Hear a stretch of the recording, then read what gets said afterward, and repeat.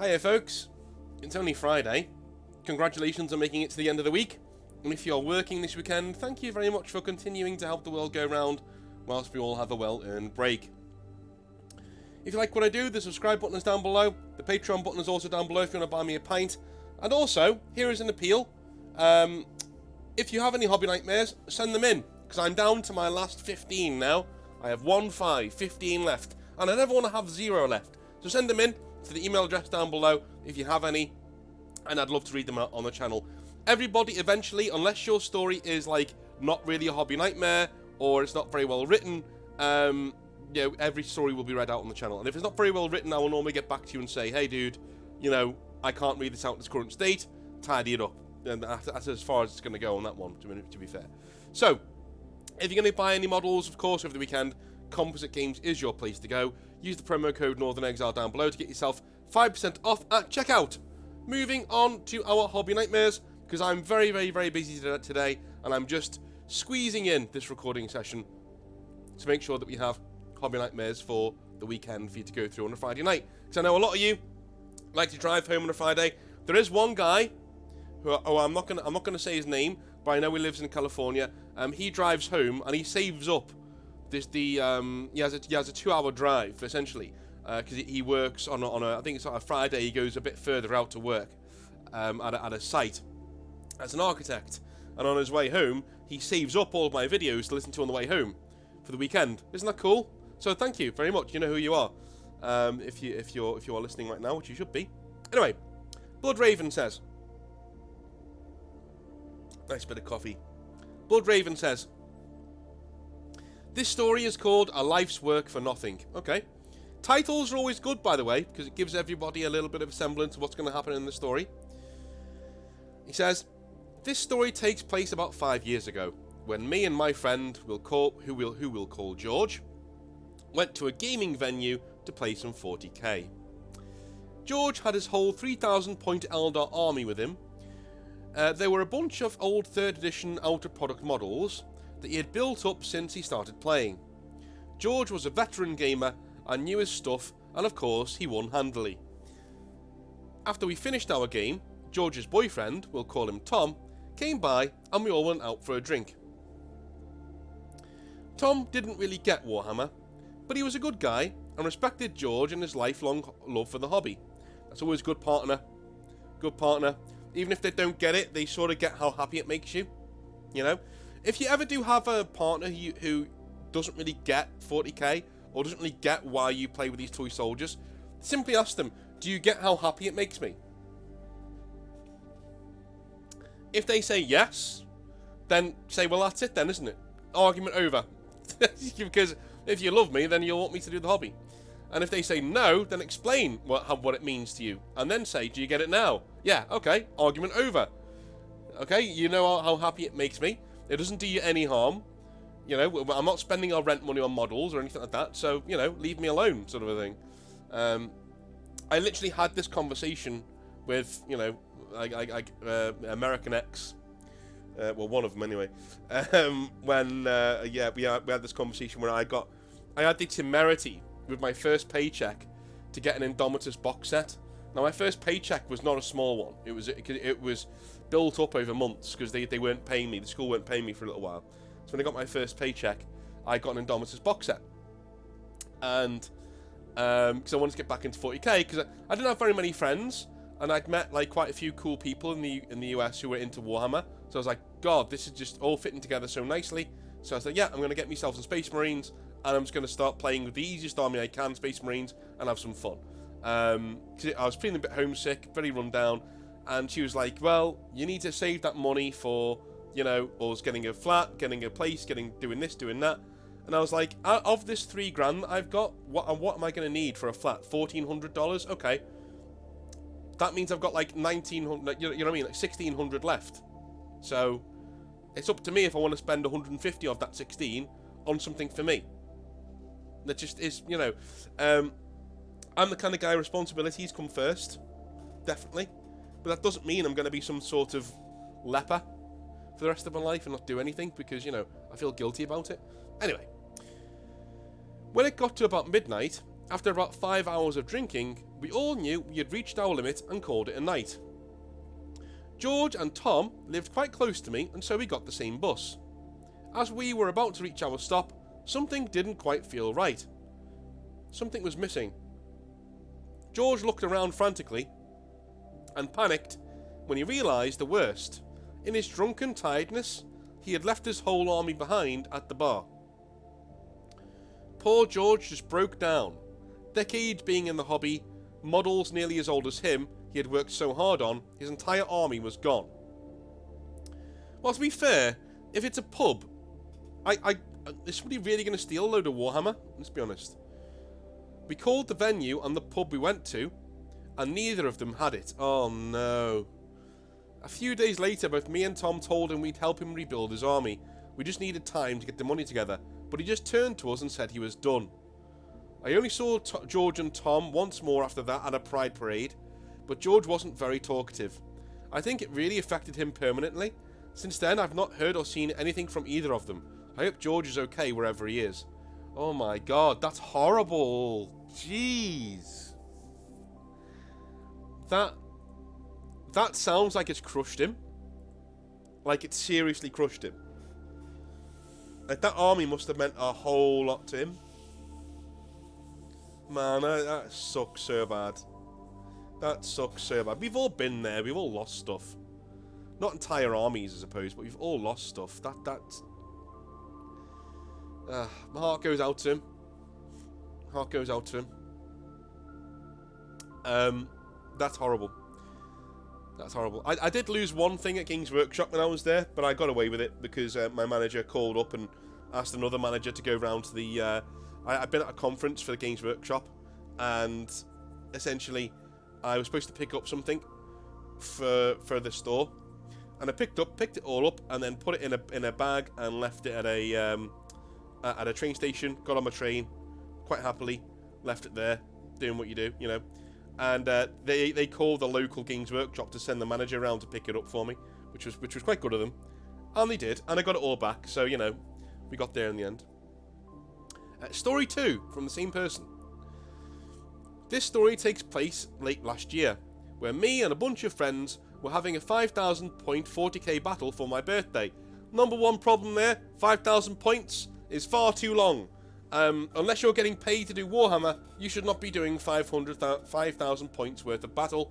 It's going to take all day or several days, and unless you know the people to the point where you're having a really good long campaign game, that's going to be tiring and annoying, and eventually you're going to stop loving the hobby for at least a couple of weeks afterwards. At least in my opinion anyway. 40k for me isn't really a game where, you know, games of 5,000 points should be like one a year, or you know what I mean, like, and even then you've booked out a few days to go over it, and even then I would still be like, oh, for God's sake, got to be doing this hobby thing now for the next couple of hours, not couple of hours, but next couple of days, knowing 5,000 point battles. But hey, your birthday, your rules. As I had been prepping for the game since August, and reserved the table with the hobby venue months in advance. Taking part was me, obviously, and 3 friends. We'll call them Rick, Kyle, and Stephen. I had my Imperial Fists army. Rick had a Grey Knight army, man of culture. Kyle had a Tyrannid army, and Stephen had an all-tank Imperial Guard army. We were split into teams, so it was me and Rick versus Kyle and Stephen. Okay, cool. I guess the story is that the Imperial Guard are like, you know, the Gene Stealer cult guard. But anyway, moving on. We anticipated this game would go on for hours. Yeah, no shit. So we all planned to meet up 15 minutes before the store opened at 12 PM and stay till no later than 8 PM. And now begins the adult birthday boy sulking. Well, at least you're self-aware. The opposing team, Kyle and Stephen, got the first turn, and in turn 1, Stephen used all of his Leman Russ battle tanks and 3 Bane Blades to obliterate my army, killing all 3 of my Repulsor Executioners, both Redemptor Dreadnoughts, 20 Intercessors, and 6 Centurions. By the end of turn 1, 90 minutes in, I was left with Tor Garadon and 10 Intercessors. As you can imagine, I was pissed. Yeah, you don't have 2,500 points of your army there though, do you? Oh yeah, you do, kind of, yeah. Yeah, 3 of my Repulsor Executions, yeah, you do. Yeah, oh no. I wasn't pissed because I was going to lose my birthday. It was purely the fact I had taken 2 months to prep this for everybody, anticipated it to be a long and hard battle to savour and enjoy, and the game practically ends for me before my first turn even starts. I tried to not let it ruin everybody else's good time by in jest saying to Stephen, "Dude, I swear I'm going to wait till you're drunk later and sell your tanks on eBay for a penny each." But even a blind man would be able to see I wasn't happy on such a quick and underwhelming game. And I did let it slip through that I wasn't happy by just being indifferent to the remainder of my stuff being shot. Just going, yeah, okay, while shrugging. Yeah, mate, I can't blame you. No, this is the thing. I think people expect too much of others when it comes to being good sports when stuff like this happens. If you spent all of this time getting your army together, getting everybody together, or organising the entire event, only to then be blasted off the table at the top of turn 1, it feels pretty shitty. And it sounds to me like they've ignored your friend's army and have literally just dumped on yours.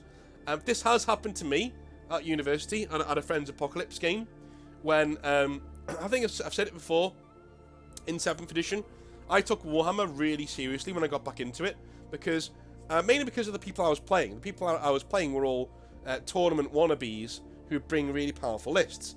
And so in the end, I created a Grey Knight list, of 2,000 point Grey Knight list, that was extremely powerful, and relied on Paladins and Kaldor Drago to run around the board, beating the shit out of things, whilst the rest of my army pretty much soaked up everything that there was to soak up. It was very, very powerful. I had Dread Knights there as well, shunting about the board. It was a very, very powerful list, and I won a lot of games. Thing is, though, I didn't realise that created a lot of bitterness within the group, because like there were about 8 or 9 of us, and I'd beaten 7 or 8 of us in games. I'd taken losses, but I hadn't, I'd won far more than I'd lost. And so when the Apocalypse game came around, not only did everybody on the opposing team go after my army, but all of my supposed allies, who I'd also beaten in the past, just abandoned me. Just didn't support me, didn't help me, didn't take the pressure off, just left me to die. Whilst they got on, they were joking around saying, well, he's going to be our sacrificial lamb. He can go over there and he can be over there and do this and do that, and just get annihilated whilst we go and actually try and win the game. And I was just like, I was totally pissed. I was like, this is ridiculous. Like, why is it just me? Why is it just me? Like I wanted them to say it. I wanted them to say, because you win a lot. I was like, yeah, it's because everybody at this table who's currently having a go at me, I've beaten on more than one occasion. Is this your revenge? This is small dick revenge, I'm gonna say. You know what I mean? Like, this is like 10 against 1. Why would this work? It's one of the only times in the hobby where I've been extremely salty. Like, totally. I was just like, yeah, I'm at the end of turn 1, I had literally nearly nothing left, and I was like, yeah, you know what? I'm kind of done. So I've got like Drago and a few other things left.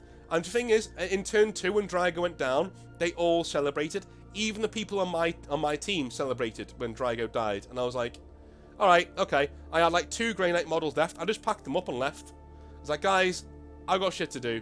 I'm not going to stand here with 2 models left. Normally I would stand around and celebrate with people and aid in doing tactics for the game and stuff and trying to adjudicate, but I had such a bad taste in my mouth. I was like, you know what? No, go fuck yourselves. I'm gone. See you later. And I didn't come back for a good couple of months. I'd play games in our dorm rooms and stuff, and have a lot of fun. And I toned down my list. I actually toned it down to make sure that I wasn't winning too much. I just toned it down, started playing really casually, and I'd win and lose 50-50 of games, and it was fine, But my God, it was a horrible afternoon. I remember it very vividly. I just hated it. Hated everything about it, and I was so close to not being around 40k for a good while after that. But anyway, yeah, so I can see why you're upset, dude. Like, it's not, especially when you've organised the game as well. That's a pretty shitty thing to do. I know dice rolls. It's a game of chance. It's a game of you need to just get on with it, sort of a thing. I get that totally. There are some times though where we do have to come down on the side of, does this guy have a case to be salty? Do you know what I mean? Not everybody who's salty just can't play the game and is getting annoyed because they're losing. That's not... It's one of those attitudes that I can't stand. Go, well, why is that person getting salty? Just because they're losing? Sometimes it's not. Sometimes it's literally because the other person's not playing in good faith and is ruining the game for them. But anyway. Things are then made worse, Sir Bloodraven says, when it gets to mine and Rick's turn. And when Rick is about to begin his psychic phase, Kyle notices the store has a Yu-Gi-Oh section and decides to leave mid-game to look at the Yu-Gi-Oh cards binder. Kyle left us all waiting, holding up our game for an hour, not buying, just looking. Yeah, this guy's that's douche behaviour, dude. Douche behaviour. I decided if Kyle's going to hold up the game this long, then I'm going for a smoke. I needed one after that first turn. Stephen decides to join me after Rick declines, saying if he's not there when Kyle returns, it'll only make things go slower. As we smoke, Stephen apologises to me for killing most of my stuff. I say it's all good, and I apologise for being a sore loser. I didn't expect to win, I just expected the game to last longer than one turn for me, a turn that I didn't even get to play with any of my models. He responds by saying, dude, you've seen me lose. I'm a way worse loser than you. If that had happened to me, I would have just left. We laugh, cracked a few jokes, and head back in. Now, see, there you go. So that's how you handle it. That's how you handle it. You don't accuse somebody of being a sore loser if they've got a valid complaint. You don't get defensive. You say, dude, if that happened to me, I would have just left. You're a better sport than I am. That'll bring them right back around again to being like, yeah, no, I suppose, you know. Like, everybody isn't quite, you know, going after them. That's a good way to do it. In the end, Stephen got pissed off with Kyle and said to Rick, look, he's being a prick. Just do your turn and I'll make the saving throws for him, because he still wasn't back yet. Rick agrees and with his psychic phase tests, wounds Kyle's Tyrannofex, Tyrant Guard, and kills a couple of Termagants. After another hour goes by, Kyle finally comes back to the table. It's now 4 hours into the game, and we're only just about to get to turn 2, thanks to Kyle. Not just Kyle, man. The game's too big. The game's too big. He proceeds to ask why some of his things have been removed and wounded, to which Stephen sharply replies sarcastically, oh, I didn't realise you still wanted to play. Rick jumps in saying, dude, we waited for you for nearly 2 hours. I had dice waiting in my hand, and Stephen said he'd roll for you, so we could all just keep the game going. Kyle then had the audacity, God, I sound like a Karen, just typing that, to say he didn't see the dice rolls, so we would have to do Rick's turn all over again. Dude, this guy. I respond and say, dude, no. Overall, we've been waiting for you to get back from looking at the fucking Yu-Gi-Oh cards for over 2 hours. Nearly half of that was Rick just standing patiently holding dice. Stephen kept track of everything, and why he would make up the results when he's on your team. Why would he do that, right? He asked why he asked why nobody went over to him to say Rick had rolls to make. Okay. Rick was about to start his rolls when Kyle left, so he knew he had rolls to make. And I went over to Kyle about 15 minutes into waiting and told him, only for Kyle to respond with, yeah, in a minute, man. Apparently I'd been misunderstanding how to calculate time properly, because a minute is equal to 2.5 fucking hours. In the end, as it gets close to 5:30 PM, and we're only about to reach turn 3, I could tell everybody was no longer in the mood, and so I asked if we should call it. They all agreed, and me and Rick went back to mine for drunk karaoke. Dude, here's the thing. The game's too big. It's too big. Okay? If you're going to do anything over 3,000 points, you need to know everybody at that table is on the same page, for the same amount of time, and wants the same amount of fun. If any of those things are off, you're in for a long, long afternoon. You know? A long, long afternoon. At least the night didn't end all bad, as one of my other friends, we'll call Jane, came down last minute to enjoy birthday drinks with me and Rick. After about 6 beers, and after Rick had left, me and Jane ended up smashing. Okay. Oh, well, that's good. That's good. Birthday smashing is definitely a great present. Everybody didn't clap in the end. The only ones clapping were some cheeks. Oh my god, dude. Fuck's sake. Just ruined the entire story. I had all the sympathy in the world for you then, and then you just ruined it. But anyway. If you had time, I'd love your quick advice on something, by the way. Okay. You've said many times that you're a teacher in the private sector. I think you've said you do it independently, but apologies if I'm mistaken. You're not. I'm just about to finish my degree in economics and finance, and teaching is my primary goal. Would you be able to give some advice on how to get set up privately teaching? Yeah. Best thing to do is you will need a PGCE if you're in the UK, which is your teaching qualification. It's a master's degree. So you're not allowed, you can't really just go from your degree to teaching. I mean, you can, but like, no school will really look at your application twice. And if a school would look at your application twice, people who want you to teach them won't really look at you twice either. Do you know what I mean? If you're starting out and you're just doing it for pocket money whilst you're doing other things, I would do things like Tutor-Ocean, Tutorful, or all sorts of other websites like that. They will get you a decent amount of clients as long as you're okay doing you're okay at your job. Yeah, you get a decent amount of clients doing it there. You get a little portfolio together, and then leave those websites. Don't stay on the websites because they do take a bit of a commission. Leave the websites. Get your clients to come with you. Say, right, you come with me, and I'll go teach you privately elsewhere, and give them a discount. Give them a discount. Say, I'll knock £5 off the price.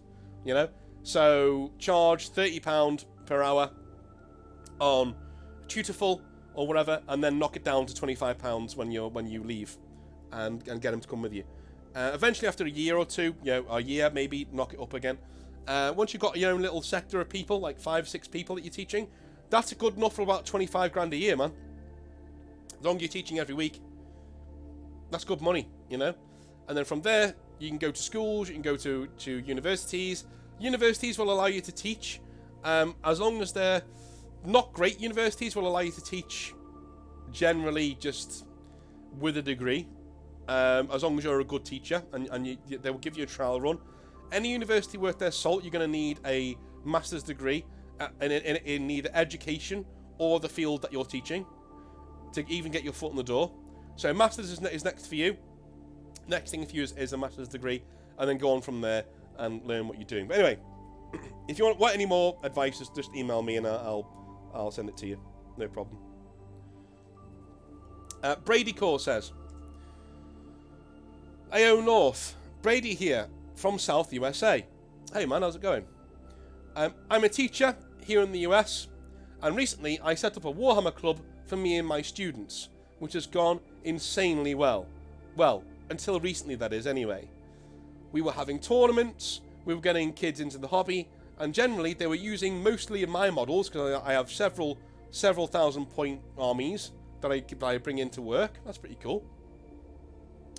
The area that I teach in is a very rich and affluent neighbourhood.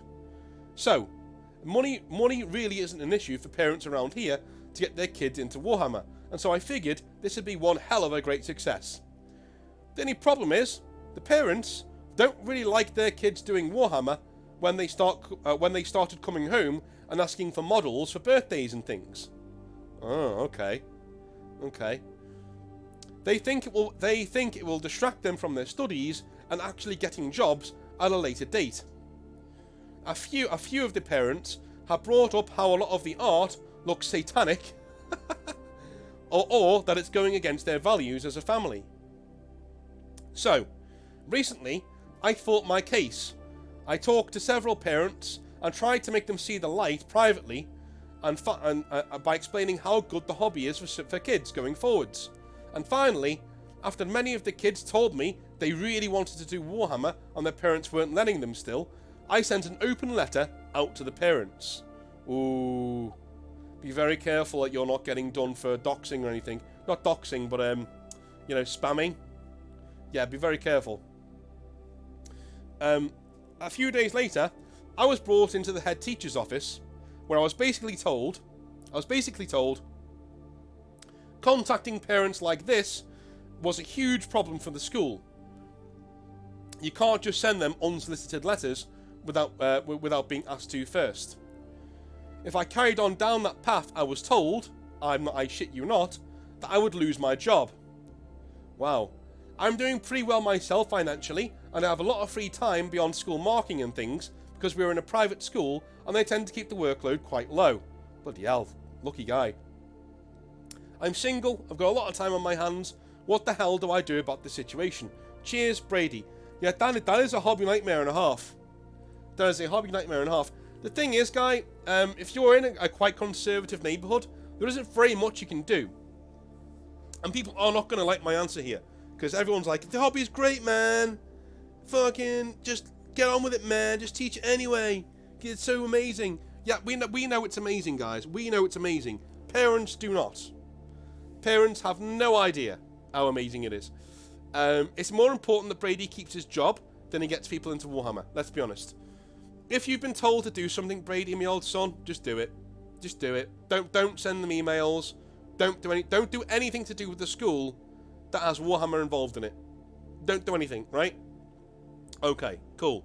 Got that out the way. Leave school alone.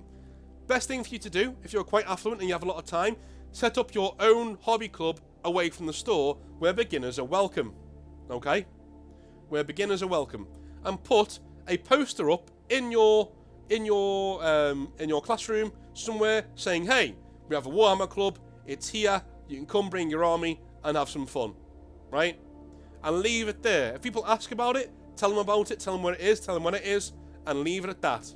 Say, look, I'm not allowed to do it in the school, you know, your parents don't like you doing it, fair enough, you know, but this is where the Warhammer club is, and leave it at that. And let the kids do the rest. Let the kids badger their parents, right? Let the kids badger their parents. Let them do the rest, right? And if anyone comes back to you, say, look, it's my club. Like, it's not... I advertise that for older students and for teachers, you know? I can't be held responsible if a kid wants to come to the club, right? I still wouldn't let them come without their parents say so. So if any of the kids turn up, just say, hey, do you have your parent... I want a note from your parents saying that you can be there. If not, then you shouldn't be there, right? That's fine. Or get them to drop them off, you know, with a note or something, or just like to come in and say hello. Fine, you know. Be nice, be polite, and do your own club elsewhere. Not only that, you'll make sure that you get opponents for yourself, and you can have a good time in the hobby away from getting the kids into the hobby. And eventually, through sheer osmosis, hopefully a few of them will turn up, and a few of the parents will like get a good idea of how good the hobby is for people.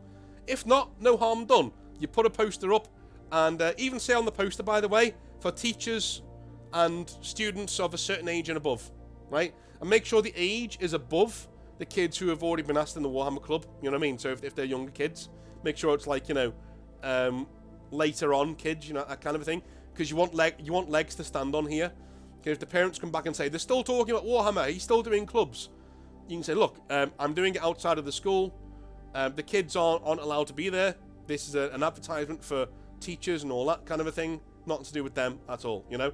Now, if your head teacher has been more vociferous and angry with you already, leave this idea where it is, right?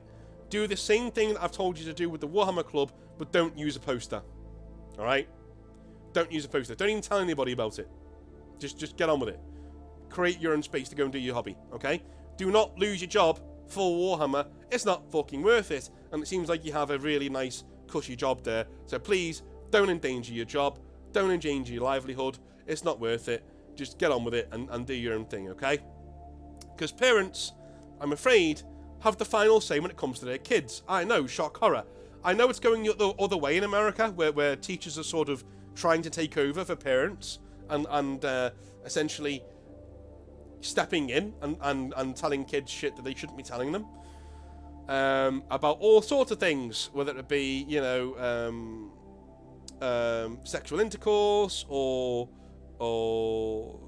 gender identities and things like that. Don't tell kids anything. Let kids be kids and find out for themselves. If they want advice, they'll come to you. Okay? When I was over in the US, I had a very, very understanding school that when I was asked to do like gender studies and stuff, I refused. I said, no, I'm not teaching that. I'm not teaching that. These are 12-year-old kids. I'm not teaching them that. It was very, very graphic stuff. So yeah, I'm not teaching them that. I was fine as a kid not knowing this stuff, thank you very much. You know, being a kid's about experimenting and finding this stuff out on your own, with your own. You don't need a teacher there telling you all of this stuff, you know? Sex ed's fine, no problem, but like I'm not doing like, you know, how to know if you're really a girl. No, dude, just let them find out on their own. And if they want advice, make sure that you're available. Say, look, if you have advice about gender identities and things like that, and you want advice, feel free to come to me. I'll talk to you. I'll be an ear for you. I'll even go to your parents if you want. It's up to you. But yeah, I'm not going to sit here and preach to you about, you know, things like that. It's just not great, you know. So yeah, as I know, people in the US, they want to go above board and get involved, and it's all from a good place, by the way. It's all trying to help the kids. That's basically what they're trying to do. They're trying to be very modern, and you know, they're trying to help. Every teacher that I saw do this, though, the kids were just like mortified that their teachers were talking to them about this kind of stuff, and they weren't very happy at all. So, you know, best thing to do, man, is to not get involved in that nanny state, you know, being parents that are teachers sort of a thing. You know, let the parents be the parents. They decide what's best for their kid. You're the teacher. Know your role. Stay in your lane. And it seems like you're treading on a few toes here. Step backwards quickly. Step backwards very quickly from this, is what I'm saying, okay? You've done your bit. You put the Warhammer Club out there. That's it. If the parents reject it, they rejected it. They're the parents at the end of the day. They're the ones with the power. It's their children that you're teaching. Do not overstep your bounds. Because especially in an affluent neighborhood, those parents could have you out of a job before you can say, "Oh my God, I'm unemployed." Okay. Especially in an affluent conservative area, those parents, you are one letter away from those parents just getting you fired. So be very, very, very, very, very careful. All right. Teach what you want to teach. Don't teach what you don't want to teach. It's fine, you know. For me, a teacher's there to advise. We're not there to preach. We're there to advise. We're there to be neutral, and we're there to advise. That's what we're there to do. We're there to nurture, be neutral, be a sounding board, be somebody who can give, who can be an ear and give honest feedback on where to go next. The amount of teachers that I know that were too involved and were saying, "Oh no, I can definitely give you psychological advice." No, you can't, because you're not a fucking psychologist. That's why, right? Listen to what they have to say, commiserate with them, try and give them some normal human advice, and then send them to the professional person who can actually help them. Don't overstep your bounds. That's what I'm saying, Brady, okay? Be very careful, alright? Anyway, love you all long time. I will speak to you later on. Have a wonderful rest of your day. And yeah, I just hope you have a wonderful weekend. I will be doing a Q&A this weekend, and it should be a fun one. And then we'll be back on Monday with some more 10th edition stuff, because we will have a lot more news from Games Workshop by then, so I'm reliably told. So, see you then. Have a good one. Bye now.